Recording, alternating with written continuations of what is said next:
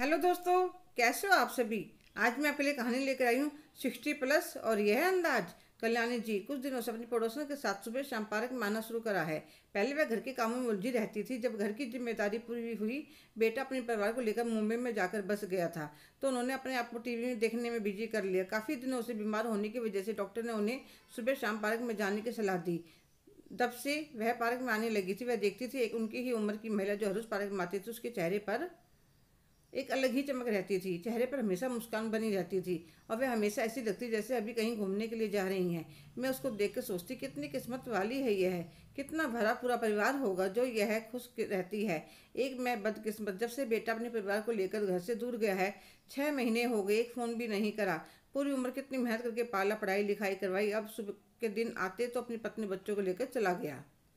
एक दिन शाम को वह अकेली गई थी, उसकी पड़ोसन की रिश्तेदार के यहाँ गई हुई थी।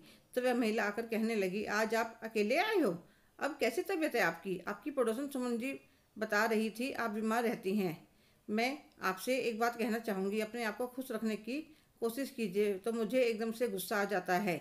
आप जानती क्या है मेरे बारे में, जो मुझे यहाँ पर उपदेश देने के लिए चली आई। और एकदम से मेरे आंसू निकल पड़े। थोड़ी देर में मैं मेरे पास चुपचाप खड़ी रही, फिर अपनी पानी की बोतल मेरी तरफ करके कहने लगी, लीजिए थोड़ा सा पानी पी लीजिए। पहले तो मैं कुछ नहीं बोली, जब उसने 2-3 बार कहा तो मैंने लेकर पी लिया। फिर मैं थोड़ी शांत हुई तो वह मेरे पास बैठ गई। कहने लगी, मेरा इरादा आपका दिल दुखाने का नहीं था। चलिए आगे बात करने से पहले एक दूसरे को अपना नाम बता देते हैं। मेरा नाम सविता है। तो वह कहती है, मेरा नाम वंदना है। अब बताओ वंदना, तुम इतनी उदास क्यों रहती हो। सविता, मेरा बेटा 6 महीने पहले अपनी फैमिली को लेकर मुंबई चला गया। मुझे टेलीफोन भी नहीं करता, कभी अपने पास बुलाता भी नहीं। क्या मैंने उसे इसलिए जन्म दिया था, पाल पोस कर बड़ा किया था। मैं तुम्हारा दुख समझ सकती हूँ। नहीं सविता, जो अपने बच्चों से दूर रहने का दुख, अकेले रहने की परेशानी मैं ही समझ सकती हूँ। वंदना, तुम्हें ऐसा लगता है कि दुनिया का सारा दुख तुम अकेले झेल रही हो, पर ऐसा नहीं है। तुम्हारे बेटे को तो 6 महीने हुए हैं, अरे मेरे बेटे को तो 8 साल हो गए हैं विदेश जाकर बसे हुए अपने परिवार के साथ। तो मैंने क्या जीना छोड़ दिया।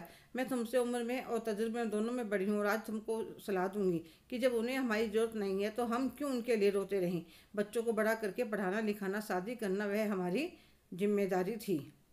परिवार को पूरी ज़िंदगी दे दी, अब तो जो बची है वह अपने लिए जियो। आप कहाँ रहती हो। तो वह बताती है कि सामने फ्लैट में रहती हूँ और मेरे पति की पेंशन भी आती है। अब वह सविता को सविता दी कहने लगी, ठीक है वंदना, तुम एक हफ्ता मेरे साथ रहो, फिर बताना कि जो ज़िंदगी मैं जी रही हूँ उसमें क्या कमी है। और वह अपना एड्रेस भी दे देती है।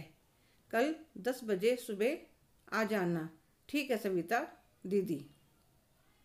सुबह फिर दोनों पार्क में मिलती हैं तो सविता कहने लगी, वंदना आओगी या विचार बदल गए हैं। नहीं दीदी आऊँगी, मैं ठीक 10 बजे उनके घर पहुंच जाती हूँ। वह तैयार थी। सविता दीदी और मैं एक संस्था में जाते हैं।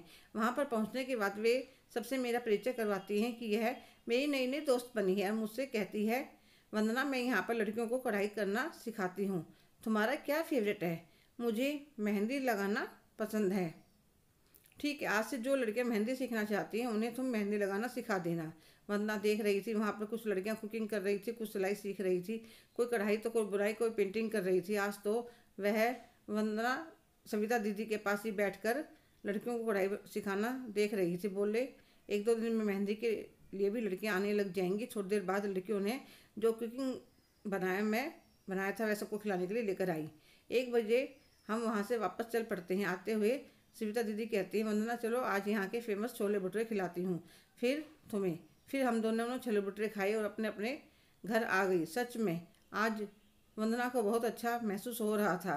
कैसे दिन निकल गया पता ही नहीं चला। अब तो वह उसका भी हर रोज़ का यही रूटीन हो गया था। एक दिन सविता कहने लगी, चलो वंदना आज ब्यूटी पार्लर चलते। क्या आप भी सविता जी, अब हमारी कोई उम्र है क्या पार्लर में जाने की। क्यों 60+ क्या पार्लर में नहीं जा सकते। वहाँ पर कोई बोर्ड लगा रखा है पार्लर वालों ने। तो वंदना हंसने लगती है। सविता उसे ज़बरदस्ती ले जाती है। दोनों वहाँ पर cutting, threading, facial, manicure, pedicure सब करवाती हैं। आते हुए वंदना कहने लगी, दीदी आज तो मेरे बहुत पैसे खर्च हो गए। हाँ पर अब अच्छा बहुत लग रहा है। अरे पैसे किसके लिए जोड़ने हैं, तुम्हें खाओ पियो ऐश करो। वे दोनों आने लग रही थी, इतने में पास में से निकलती 2 लड़कियों ने कहा, बुढ़ापे में भी पार्लर जाना होता है। सविता उन लड़कियों को रोक कर कहते, बेटा क्या बूढ़ों को खुश रहने का हक नहीं होता। और तुम लोगों को तो हमें देखकर सीखना चाहिए कि चाहे कोई भी उम्र हो, चाहे कोई भी परेशानी है, हमें ज़िंदगी में कभी हार नहीं माननी चाहिए। आज तुम अपनी मम्मी को थोड़ा घुमाने लेकर जाओ, थोड़ा सा उन्हें किचन से छुट्टी देकर देखो, उनके साथ गोलगप्पे खाओ, झूला झूलो। फिर उनके चेहरे पर जो चमक आएगी वह तुम्हें बताएगी कि जिम्मेदारियों के बोझ के नीचे औरतें अपनी इच्छाएं मार देती हैं, पर एक कोने में उनका बचपन आज भी जिंदा होता है, जो थोड़ी सी जगह मिलते ही हिचकोले खाने लगता है। फिर दोनों सहेलियां अपने अपने घर की तरफ चली जाती हैं। अपने घर की सीढ़ियां चढ़ते हुए वंदना सोचती है, सच में सविता दी ने मेरी ज़िंदगी ही बदल दी। भगवान ऐसी दोस्त सबको मिले। हेलो दोस्तों, कैसे हो आप सभी? आपकी क्या राय है? सविता का ज़िंदगी जीने का ढंग सही है? कमेंट करके ज़रूर बताइएगा। अगर आप मेरे चैनल पर नए हैं तो प्लीज़ लाइक, शेयर, सब्सक्राइब करना ना भूलें। धन्यवाद।